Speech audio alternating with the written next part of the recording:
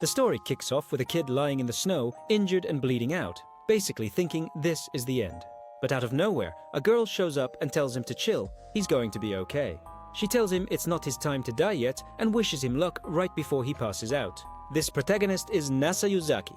His parents, who were a bit eccentric, named him after the American Space Agency, NASA. Obviously, everyone made fun of him for it, but that just fired him up to become even bigger than NASA itself. From a young age, he started training like a maniac. By middle school, he was telling everyone he was going to get into the most prestigious and exclusive high school around. When he discusses it with his teacher, she suggests having a backup plan, but he's dead set and convinced he'll make it. The teacher warns him not to get cocky and to keep his grades up. That very night, he lets his guard down and spots a super cute girl enjoying a coffee in the snow. She was gorgeous. Full of confidence, he calls out to her and crosses the street without looking. The result? He gets hit by a truck, of course. The girl runs to him, and he's floored to see that she's bleeding too. The truck driver comes over, and the girl asks him to take Nasa to the hospital. The guy can't believe the girl is completely fine, because apparently she stood in front of Nasa and took most of the hit. Just as Nasa is about to black out, he sees the girl walking away. The driver calls for help, but Nasa doesn't care that he's a wreck. He just wants to find her. The driver is totally confused, but Nasa insists he has to meet her because she was just too cute. He takes off running into the night to catch her and finally finds her at a bus stop. She's surprised to see him walking around with those injuries, but he desperately introduces himself.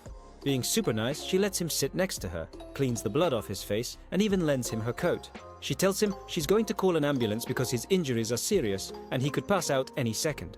Even though he collapses, he's still determined to talk to her, because she reminds him of the legend of Princess Kaguya, a woman everyone loved but who had to return to the moon. Realizing he might never see her again, he tells her he's going to fight for a chance with her and, just like that, confesses his feelings and asks her to be his girlfriend. She replies that they can only be together if they get married. And he, without a second thought, says, "Of course, let's do it."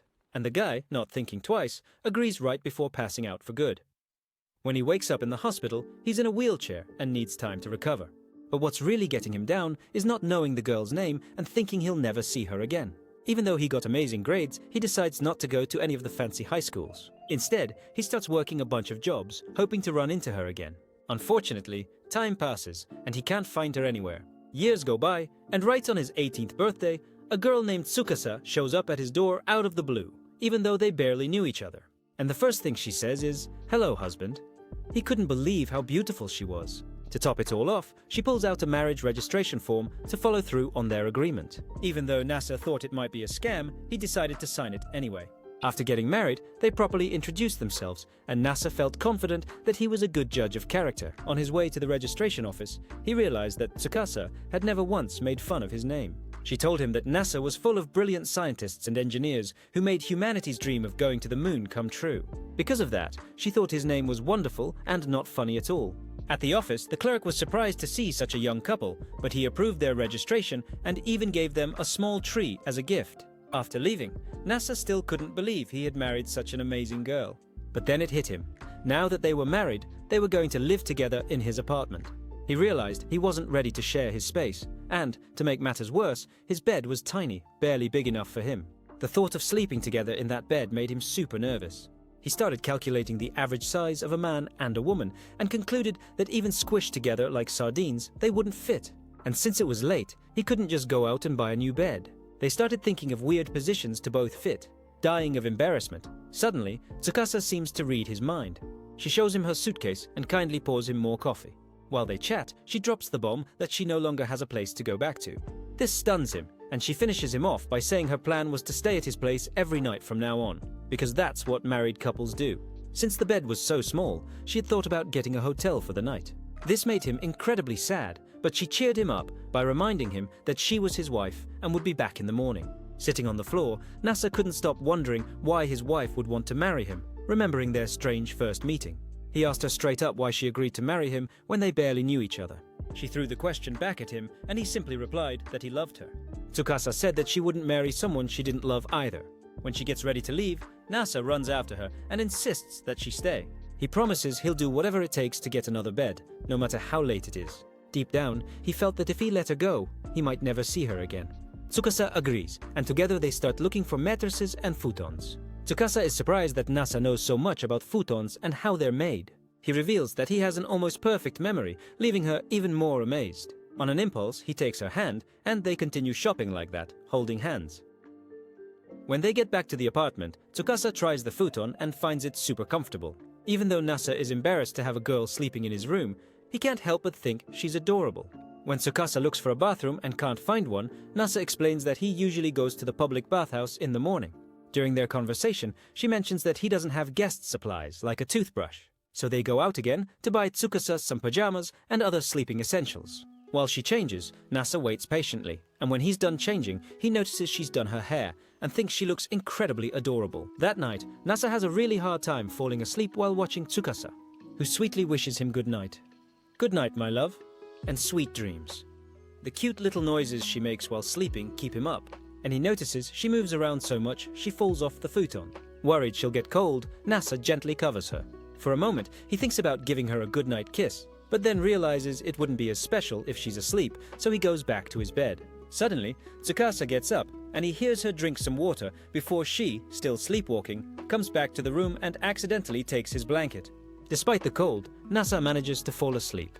The next morning, he watches as Tsukasa wakes up all confused, with no idea what happened during the night. When Tsukasa starts to get changed, Nasa quickly stops her and goes to another room to give her some privacy.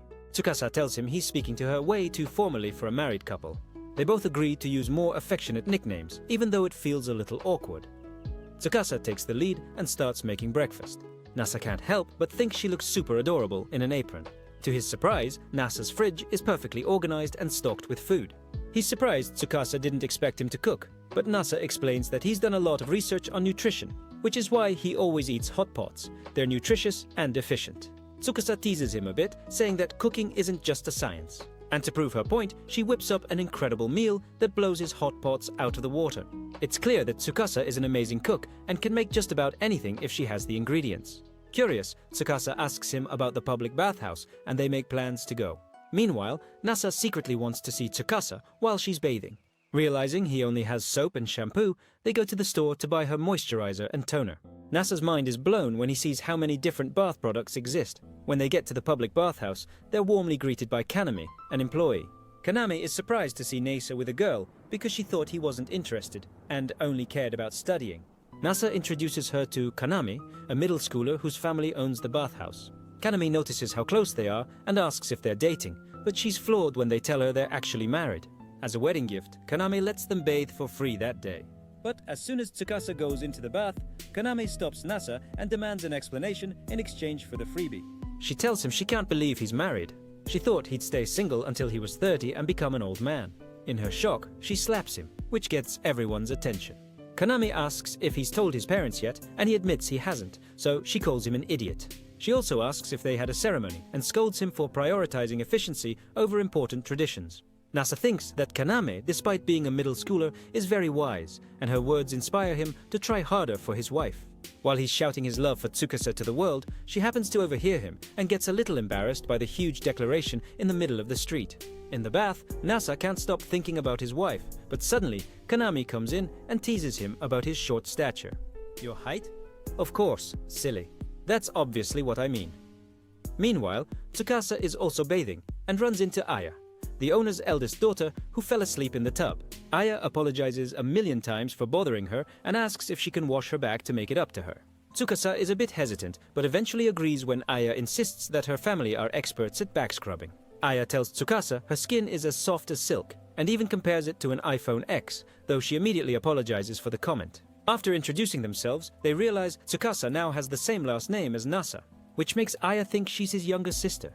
Meanwhile, Nasa, who's already done bathing, is lost in thought, daydreaming about the night he met Tsukasa. Eventually, Tsukasa snaps him out of it by bringing him a coffee. Just before leaving, Aya asks Nasa if Tsukasa is part of his family.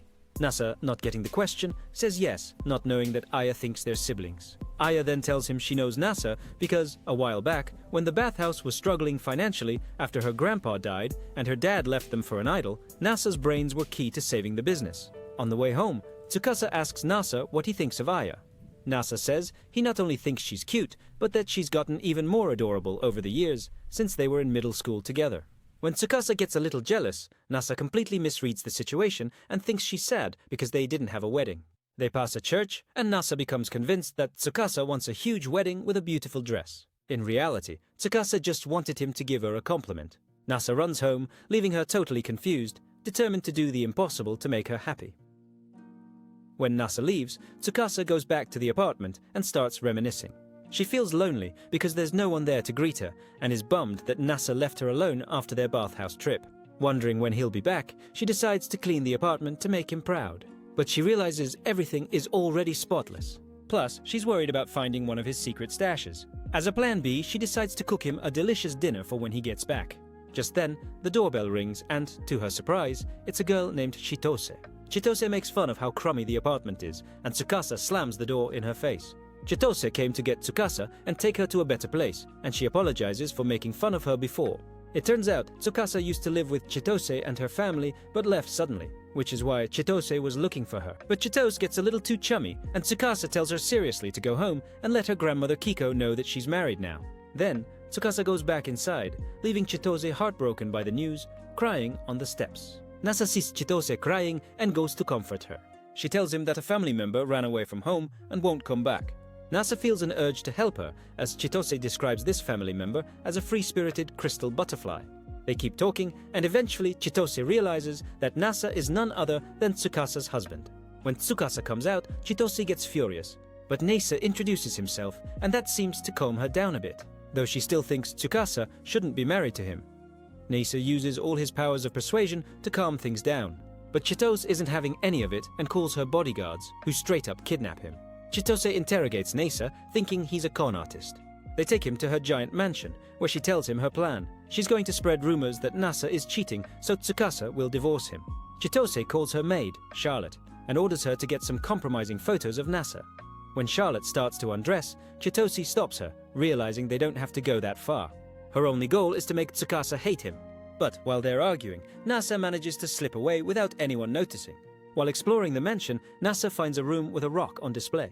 It looks a lot like the moon, and he thinks it might be a real moon rock. His mind is blown, thinking about how they got something so valuable, which should be in a museum. Right then, Charlotte walks in with a sword, thinking he's a burglar, and threatens him. In her rush, she accidentally hits the display case and almost breaks it. Luckily, Nasa reacts fast and fixes it. Chitose accidentally lets it slip that the rock was a gift from Tsukasa to her family, and is shocked that Nasa knows nothing about his wife's past. This revelation leaves Nasa stunned, and Chitose remembers a time from her childhood when Tsukasa saved her on a trip. Chitose gets angry because she thinks she should be the one married to Tsukasa. Meanwhile, the maids go on with the plan, and Charlotte hugs Nisa. Another maid, Aurora, photoshops the picture to make it look like he's cheating on Tsukasa. They're amazed at how real it looks. Tsukasa arrives and obviously is not happy to see the photo, but she spots that it's fake right away. Chitose demands that she get a divorce. Then Tsukasa calls Nasa over to talk in private, but she's actually helping him escape. He apologizes for the photo, but Tsukasa isn't mad, since she knows it's photoshopped. She shows him a secret passage in the mansion so they can get away from Chitose and the maids. Nasa is still confused about Tsukasa's past, but decides it doesn't matter. As long as they're married, he feels like everything will work out. The passage leads them to an old church, and Tsukasa tells him that both the mansion and the church were built during the Meiji Restoration era. Tsukasa is happy to show Nasa the church, and right there, he declares his love for her again, properly proposing. Their love is sealed with a super sincere kiss. Back at home, Tsukasa is itching to watch a movie called Space Husnado, which is about sharks in space. But she's in for a shock when she finds out Nasa doesn't have a TV. She realizes he knows next to nothing about movies and shows, and gets curious about what he's been doing with his life. Tsukasa, who's a huge movie buff, wants to share her hobby with him, hoping he'll get into it too. She asks him to catch up on movies. She knows there are thousands, but just asks him to watch as many as he can. He's surprised by Tsukasa's intense passion for movies, especially since she's usually so laid back. They decide to go TV shopping, and Nasa is totally overwhelmed by all the options. Tsukasa tells him to just buy a cheap one, that she'll be happy with any TV. Later, at the bathhouse, Kaname is shocked to hear that Nasa proposed to Tsukasa. Kaname congratulates him on the big step and then asks about wedding rings. Tsukasa is stunned to realize that rings hadn't even crossed Nisa's mind, and she calls him out for not taking her on trips, to restaurants, or buying her gifts. While he's waiting for Tsukasa to finish her bath, Nasa starts thinking about how much rings cost and worries if he can even afford them. On the way home, he tells her he has to work and they stop at a park for a bit. They just enjoy the scenery in silence, but Nasa wonders if they should be doing something more than just staring at a lake. He also wonders if Tsukasa is worried about his job, and in that moment, they kiss. What they don't know is that the maids are spying on them and are shocked to see them being so affectionate in public.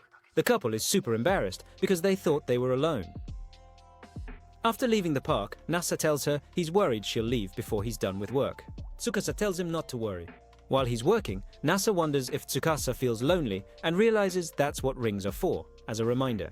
He remembers all the jobs he took to find Tsukasa after they first met and how sad he was for a long time. When he gets home, Tsukasa has already made dinner. While they're eating, Nasa suggests getting engagement rings, which surprises Tsukasa. She doesn't think they need them since they're already married. She realizes Nasa has no idea what the difference is between engagement rings and wedding bands. She explains that engagement rings are usually expensive and flashy for celebrating, while wedding bands are simpler and more personal to symbolize their union. Tsukasa thinks the idea is romantic, but not very practical because of how expensive they are. However, Nasa insists on getting rings as a symbol of their love. Tsukasa is pretty sure Nasa has no clue what diamonds actually cost. The next day, she takes him to a jewelry store, and he nearly faints when he sees the price tags on the rings. The saleswoman explains that they only sell top-quality diamonds and that cheap jewelry wouldn't make any couple happy.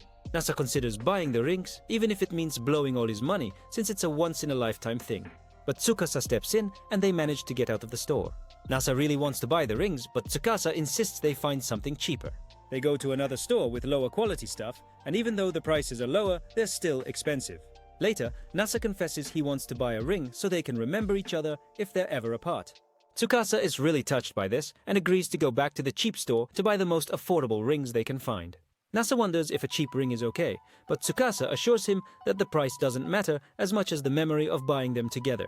She promises she'll never forget the day he bought her wedding ring. For the past few nights, Nasa has noticed Tsukasa's routine. She sleepwalks, moves around clumsily, drinks water, and then falls asleep in random places. One night, she accidentally climbs into his bed, and even though Nasa is embarrassed, he can't help but hug her. To his surprise, she wakes up, kisses him, and then falls back asleep on the floor. As a result, Nasa is barely getting any sleep. Realizing this can't go on, he decides his wife can't keep sleeping on the floor. He figures they need a bigger bed, but there's no room in their current apartment. This leads him to think about moving to a bigger place, with a living room and a bigger TV. Excited, he asks Tsukasa if she'd want to move. But she's happy in their little love nest, because it keeps them closer. At the bathhouse, Kaname is surprised to hear about them moving, and finds out Tsukasa sleeps on the floor. Nasa tells her Tsukasa is fine with it, but Kaname replies that she'd be furious if her future husband made her live in an apartment without a bathroom. Later that night, Nasa accidentally walks in on Tsukasa while she's changing, and they both get super embarrassed. In the heat of the moment, Nasa again suggests moving to a bigger place so things like that don't happen. She's worried about the money, but Nasa suggests that if they move, they can get a movie projector so she can watch more movies. He also mentions getting a bookshelf for her collection. As they're thinking about finding a new place, they realize they need a guarantor. Suddenly, it dawns on Nasa that he hasn't told his parents he got married. He gives his mom a quick call, tells her he's married, and hangs up. Later, he tells Tsukasa that he told his parents about the accident and how she saved him. They decide it's a good chance for Tsukasa to meet his in-laws, since they need their help with the apartment. Nasa is a little worried about the meeting, and suddenly his mom starts messaging him, assuming he's calling for help. His parents have one condition: they have to visit them in their prefecture. Nasa thinks it could be a good excuse for a honeymoon. Tsukasa overhears him and suggests buying a camera to create a photojournal of their new life. They start by taking some pictures of her by the lake, and Nasa discovers he really loves photography. The next day, they take a trip to Kyoto and capture every moment. Tsukasa is excited to meet Nasa's parents, while Chitose and her maid secretly spy on them, wondering why they're taking a bus instead of a high-speed train. They decide to follow them by car. Tsukasa sleeps like a log on the bus, but Nasa finds the seats super uncomfortable. Still, he puts on a happy face for Tsukasa. While they're resting, Chitose and her maids keep watching them. And Chitose, consumed by jealousy, vows to break them up no matter what. Chitose and her maids are furious seeing how close Nasa and Tsukasa have gotten. Chitose bets their honeymoon will be a disaster, like it often is for couples on these trips. Nasa forgets his wallet, but to Chitose's disappointment, they don't fight about it. The couple has a great time at the food court, but Tsukasa wants to try something local instead of a chain restaurant. She takes Nasa to a place that serves ramen with lime. Tsukasa is excited about the combo, but in the end, neither of them thinks it's a big deal. Nasa suggests eating the lime by itself, but it's way too sour for Tsukasa. After the embarrassing moment, Nasa suggests getting dessert, and they make up over some melon bread. Chitose gets angry seeing that the couple still hasn't divorced. She confronts Tsukasa directly, but she tries to convince her that Nasa is just a normal teenager. Out of nowhere, a news crew shows up and the couple dashes off to avoid being on camera. Chitose also manages to escape on the bus. Tsukasa admits that Chitose is probably following them. Meanwhile, Chitose and her maids, in their fancy car, pull over at a rest stop to keep enjoying their ramen. The couple arrives in Kyoto, and Nasa is thrilled to explore the city with Tsukasa. She, on the other hand, is dying to visit Kyoto's bakeries, much to Nasa's dismay. He wants them to check out unique spots in the city. Nasa tells her about all the amazing temples and shrines, but Tsukasa isn't interested in historical sites at first, though she eventually agrees to go with him. After trying on kimonos, they run into Chitose and her maids in disguise again. Nasa asks the maids to take Tsukasa sightseeing while he deals with Chitose. Then Chitose announces she'll be his fake girlfriend to test if he's worthy of Tsukasa. Determined, Nasa goes all out and ends up embarrassing Chitose. Meanwhile, in a cafe, the maids grill Tsukasa about Nasa, and she admits she finds her husband really cute and loves how kind he is. Nasa reveals his sightseeing plan based on his research and takes Chitose to a famous dango shop. Chitose demands to know why he loves Tsukasa, and Nasa starts gushing about how adorable she is, which annoys Chitose because she thinks she knows Tsukasa better. Nasa also tells her how Tsukasa saved him from a truck 2 years ago and that ever since, he's felt they were destined to be together. He stresses that love is a constant challenge, and even though Chitose has known Tsukasa longer, he'll prove his love with his actions for the rest of his life. Later, Nasa tells Tsukasa that Chitose decided to go back to Tokyo after hearing his heartfelt speech. When they finally get to Nara to meet Nasa's parents, he explains that even though he was born in Tokyo, his eccentric parents moved to Nara to pursue archaeology and hang out with the deer. Nasa wants to introduce Tsukasa as the most adorable girl in the universe, but she begs him not to. They're both nervous and try to pump each other up, but then they spot Nasa's mom, Kanoka, spying on them. Kanoka introduces herself, but messes up her own name and reveals that Nasa's dad, Anishi, has been so nervous he's been frozen in place all day. Nasa is embarrassed by his parents' over-the-top reaction to his marriage news. Suddenly, his dad, Anishi, insists that Nasa take a bath, which leads to a small argument. But Tsukasa encourages Nasa to go, and she uses the chance to have a private chat with his in-laws. When Nasa gets out of the bath, Tsukasa tells him they had a good talk, but prefers to keep the details to herself. I'm not telling. Later, while they are checking out Nasa's old room, his mom, Kanoka, mentions that their bedroom will be right next to theirs, and that the walls are paper thin. This comment leaves Nasa feeling both worried and excited. That night, Nasa asks Tsukasa to sleep on his arm so he can feel her close. However, his arm goes numb, and it's pretty uncomfortable.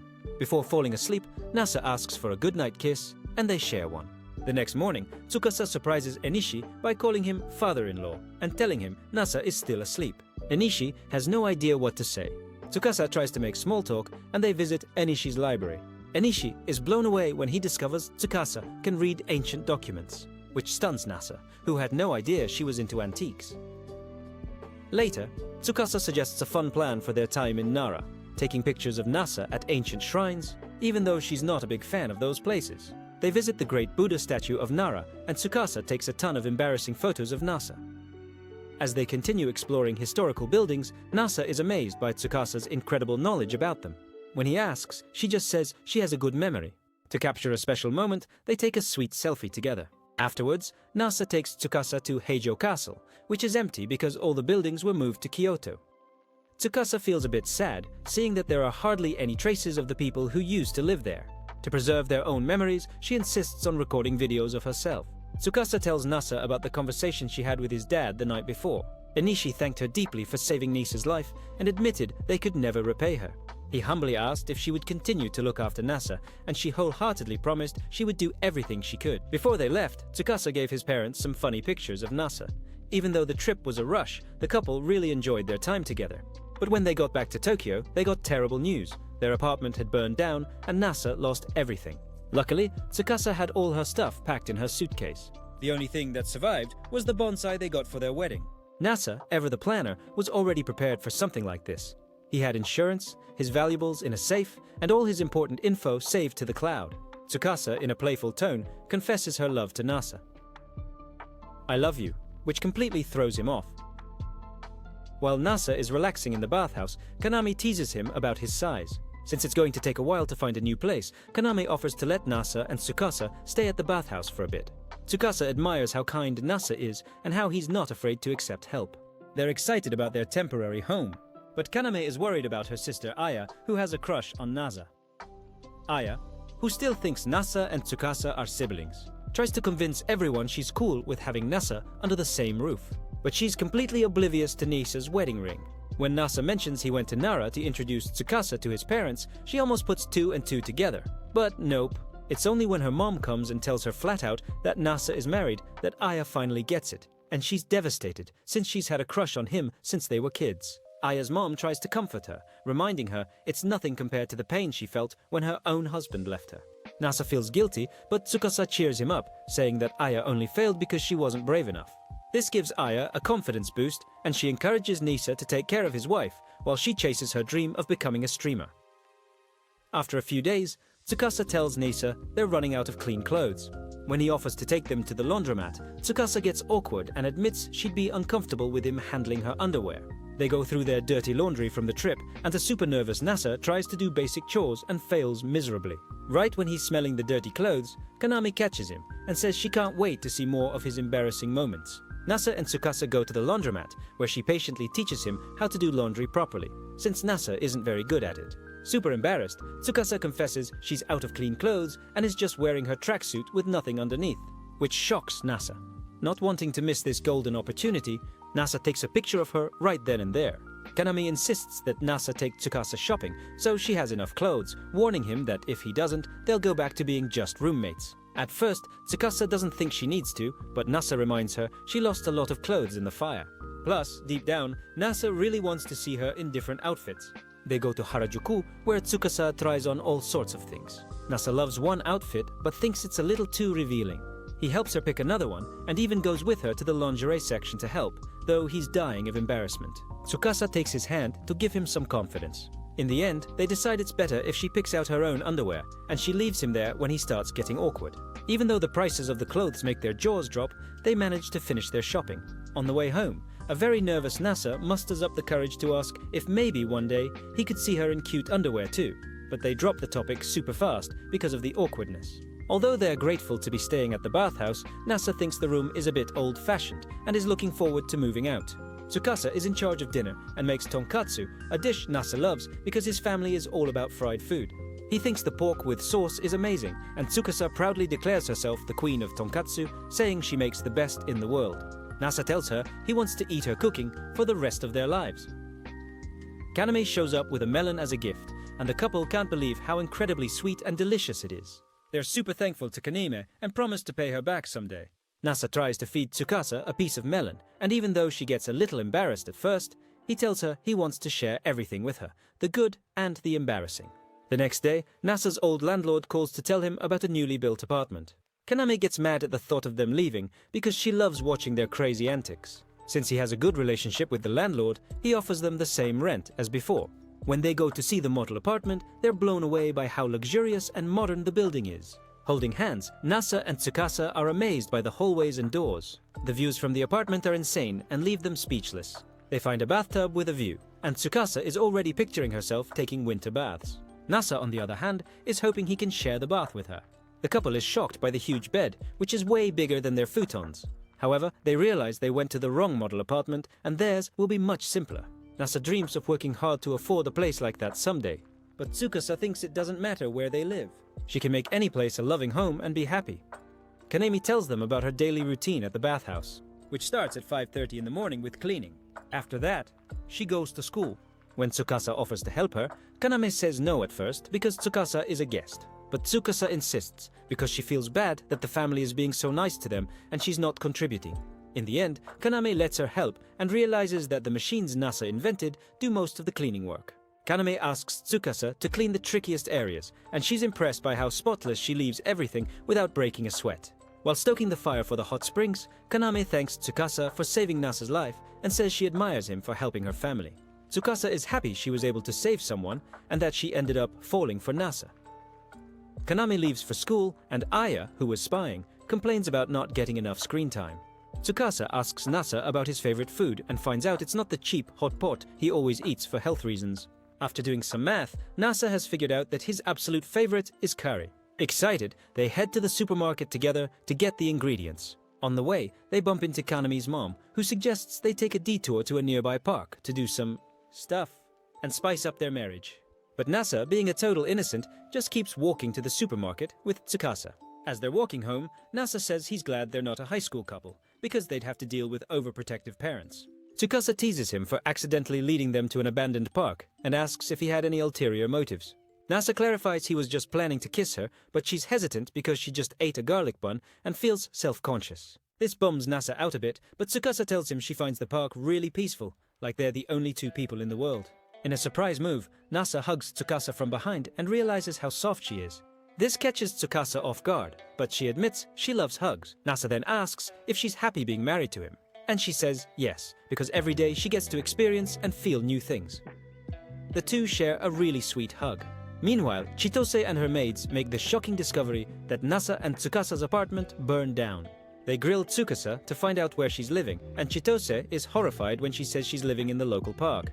But when Chitose tries to dig deeper, Tsukasa cleverly slips away. While Nasa is sorting through old furniture in their temporary room, he finds a takoyaki maker. Inspired, he decides to throw a party and make the tasty octopus balls. He tries to invite Aya and Kaname, but Aya is hesitant to be around Tsukasa because of her old crush on Nasa. Just then, Chitose shows up out of nowhere. She playfully teases Tsukasa, saying she's living on the bathhouse floor. Nasa steps in to stop her from teasing anymore, and they explain they're staying in a room there. As Chitose explores the bathhouse with her maids, she ends up having a blast. Even though she's enjoying herself, Chitose wonders why they couldn't just stay at her mansion, and Tsukasa explains it's because she doesn't have any gaming consoles. Chitose excitedly suggests buying every modern console to get Tsukasa to come to her mansion, but she ends up getting sidetracked by Aya, who's also a big gamer. Tsukasa decides it's the perfect chance to have a takoyaki party with everyone. Aya challenges Tsukasa's cooking skills to see if she's a worthy wife for Nasa, saying that young people like her don't know how to cook. With help from Chitose's maid, Tsukasa cooks up an amazing feast that blows everyone away. Even Aya realizes she's no match for her in the kitchen and changes the challenge to a game of Street Fighter. Nasa admits he's more into simple games like Minesweeper or Solitaire. But Tsukasa turns out to be a pro gamer and wipes the floor with Nasa in no time. Kaname puts up a good fight, but she's no match for Tsukasa's skills either. To make the party more exciting, the maids suggest a gaming tournament. The winner gets to ask Nasa for a favor as long as it's something he can do. Chitose, Aya, and Tsukasa all sign up. Chitose challenges Nasa that if she wins, he has to do a naked handstand, but Aya beats her in their match. Chitose demands a rematch, but Aya keeps owning her in Street Fighter. Tsukasa decides to play her own match, and Chitose reveals she used to play video games all day long. However, when Tsukasa loses, she complains she's out of practice and suggests they switch to the original Street Fighter. Since Aya doesn't know the retro game, she loses instantly. Meanwhile, everyone else realizes they'd forgotten all about the tournament. Later, Aya gets the hang of the controller, and after a double KO, they decide to call it a draw. Then, the group moves on to making and eating takoyaki. As Chitose watches Tsukasa happily cooking with Nasa, she starts to accept them as a couple, despite her maid's teasing. After the party, Nasa asks Tsukasa what favor she would have asked for if she'd won the tournament, and she answers by kissing him. One day, while Nasa is working from home, Tsukasa tells him to take it easy and warns him not to overwork himself. As the days pass, Tsukasa notices Nisa's health going downhill, and he eventually gets a cold from working too much. As a good newlywed wife, Tsukasa declares she'll take care of him. But when Nasa faints, she realizes there's not much she can do while he's out cold. When he wakes up, Tsukasa asks if he needs anything, but Nasa seems fine, which kind of disappoints her. Despite being embarrassed, Tsukasa insists on giving him a wipe down. And even though Nasa reluctantly agrees, they both get so awkward that Tsukasa stops. That night, Nasa apologizes for getting sick, since it almost never happens to him. Tsukasa reminds him of their first meeting when he ignored his injuries, showing he has a habit of not taking care of himself. Nasa listens to his wife, and they cuddle as they go to sleep. Tsukasa tells him how much she worries about him, and Nasa promises to take better care of himself so they can go to a summer festival together. After they kiss, Tsukasa tells him to rest up because he's still recovering. The next day, Kaname encourages Tsukasa to wear a yukata to the summer festival, saying girls look cute in them, and that she even has one ready for Nasa in his size. After they get ready, they head to the festival, and Nasa insists on taking tons of pictures of Tsukasa. When they get there, Tsukasa asks for her takoyaki to be made the traditional way. After they eat, they find out that Chitose and Aya are running a goldfish scooping game, and both Tsukasa and Nasa decide to support the local business. Tsukasa brags about being a pro at catching goldfish, but Nasa tries to show off and fails to catch a single one.